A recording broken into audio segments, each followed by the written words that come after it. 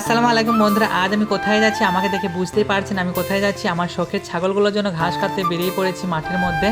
ভিউটা জাস্ট অসাধারণ লাগছে। তো এই ভিউটা আপনাদের কেমন লেগেছে কমেন্ট করে অবশ্যই জানাবেন। রোদে পুড়ে ঘাস কাটা কাস্তে দিয়ে শরীর পুড়ে কালো হয়ে যায়। আমরা শুধু নিজের জন্য বাঁচি না, আমাদের জীবন প্রকৃতির সাথে, পশুর সাথে, মানুষের সাথে বাঁধা। ঘাসের বোঝা বাড়ি আনার পর ছাগলগুলো যখন তৃপ্তি সহকারে খাচ্ছে তখন সব কষ্ট সার্থক মনে হয়, মনটা ভরে ওঠে। কিছুই ছিল না আমার, মাত্র একটা দিয়ে ছাগল পালন শুরু করি।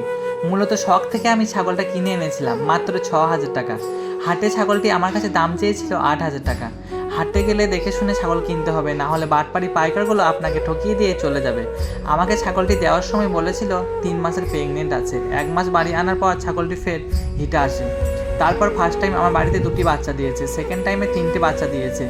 হাটে বাটপাড়ি পাইকারগুলো কাজই হলো মানুষকে ঠকানো। আল্লাহ তাআলা চাইলে সব কিছুই করতে পারেন। মানুষকে ঠকিয়েছে তো কি হয়েছে, ওই একটা ছাগল দিয়ে 1 বছরে 5টা বাচ্চা পেয়েছি। আলহামদুলিল্লাহ, মহান আল্লাহ তাআলা চাইলে সব কিছুই করতে পারেন। ধৈর্যের ফল আমি পেয়েছি। ছাগল পালন করতে গেলে ধৈর্য রাখতে হবে, তারপর আপনি সফলতা পাবেন। সবাই আমার জন্য দোয়া করবেন। সকলে ভালো থাকবেন, সুস্থ থাকবেন। আল্লাহ হাফিজ।